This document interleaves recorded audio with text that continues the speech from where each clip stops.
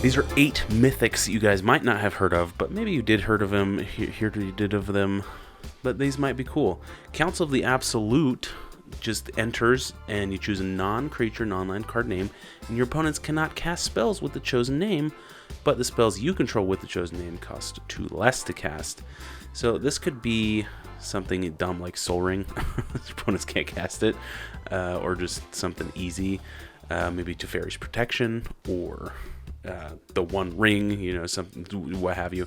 But then you can cast it for 2 cheaper, and you can even name something like that your opponents might not have, and it just costs 2 less to cast. So it's like a single, you know, this thing costs less, but if you flicker this, you can choose a different one.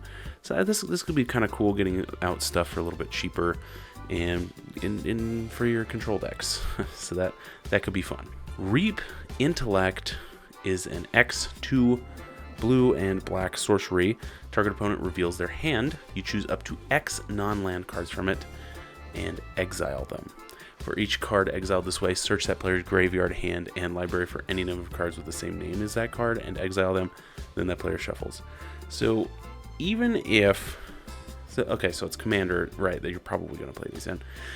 Even if an opponent doesn't have cards that there's like, okay, you can have as many cards as you want in your deck, because there's only like 5 of them now. I mean, it's way more than it used to be. It used to be like 1 or 2. So anyway, but if they're playing that, you can get rid of all the rats, or all the persistent petitioners, or whatever. And even if you don't, you just search for the one, and search, they reveal 1 card or whatever, or reveal their hand.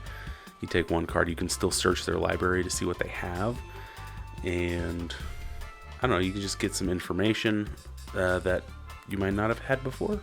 So that's kind of fun, and then they shuffle. So that could be interesting, and you can just get rid of some certain things, and they exile these cards.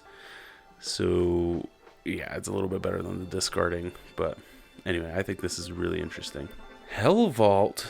This one does not see much play, but it's 3 mana artifact. Very important in the lore if you don't know what it is. But anyway, you can pay 1 and tap it, exile a creature you control, and you can pay 7 and tap it to exile a creature you don't control, which is kind of par for the course for colorless things. It's like 7 or 5 is what you have to pay for that kind of effect. But when it's put into a graveyard from the battlefield, you return all cards exiled with it to the battlefield under their control, under their owner's control. So this can protect your stuff. So you can exile a creature real quick, and then you can kind of save it from stuff, or you can exile something an opponent controls for a little bit less, or for a little bit more, and get rid of it for a little bit.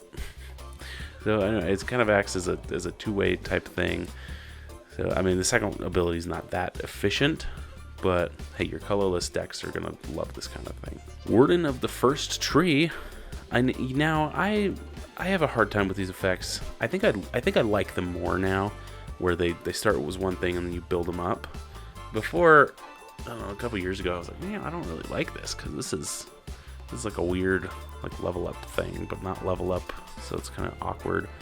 I don't know, the 1 card from Brothers War, really, the Surge Engine really put me onto these cards. But anyway, so you pay 1 Orzhov, and he becomes a human warrior with base power and toughness 3/3. So he starts as a 1/1, becomes a 3/3, and then he can pay 4, and if it's a warrior, it becomes a spirit warrior with trample and lifelink.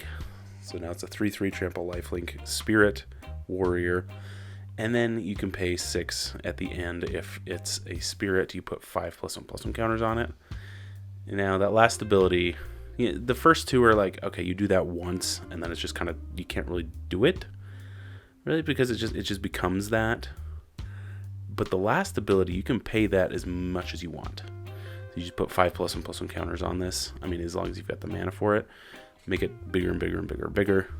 I don't know, just kind of a fun, low cost that you can build to a higher cost. So this could be good early game, good kind of mid game, good late game, I'd say. So you can put it out and then just build it up real quick, or just put it out and then leave it for a few turns. But anyway, I think this card is really neat. Nullhide Ferox is a 6/6 for 4 mana, which is bonkers. I mean, it used to be bonkers. Now it's whatever. That's actually terrible. It's got a big downside. You can't cast non-creature spells. So this has hexproof, and you can't cast non-creature spells. So it's just creatures, which a lot of decks, that's totally fine. And you can pay 2, and he loses all abilities until end of turn, and then any player can activate that ability, so they can get rid of the hexproof essentially. Which is interesting. And then you can pay it so that you can cast non-creature spells, which is kind of like a get around, which is really nice. But the real cool thing is, if a spell or ability an opponent controls causes you to discard it, you discard it on the battlefield instead of putting it into the graveyard. A lot of people running Nicol Bolas, or whatever it is, they're discarding cards or making you discard cards. You just discard this right onto the battlefield, and you just get a free 6/6 basically. So it's a really neat beast that I think should be run more often. Essence of the Wild. Now, old school people are going to know this, but anyway, it's an avatar. Creatures you control enter as a copy of it. So think of this. You have a Scoot Swarm. So it doesn't really, so it's hard. So Scoot Swarm exponentially grows. With this out, it does not exponentially grow, but you'll still make a 6/6 for free. It's kind of an interesting thing. Same with the, I guess any token generator, you could just make 6/6s. They enter as copies of Essence of the Wild. This is basically a vanilla 6/6, and then it makes all other creatures that we control and enter as 6/6s. So that could be interesting. I just think it's fun. Maybe it's not good, but I just think it's really fun. And I think it should be run more often, because I like kind of goofy effects like that. Etched Monstrosity is a Phyrexian Golem. I guess they changed to rare, but it was a mythic. This is the version I have, so yeah, cool. But it enters, so it's a 5 mana 10/10, but it enters with 5 -1 counters on it. And you can pay Wooburg to remove those 5 -1 counters from it, and target player draws 3 cards.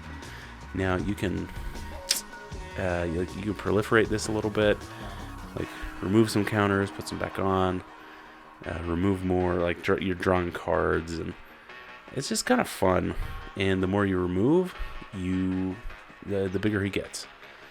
And I just think it's neat. There's somebody who's got to have a lot of, I don't know, experience with this card, that knows how to use it and utilize it and have fun with it. But anyway, I think it's neat.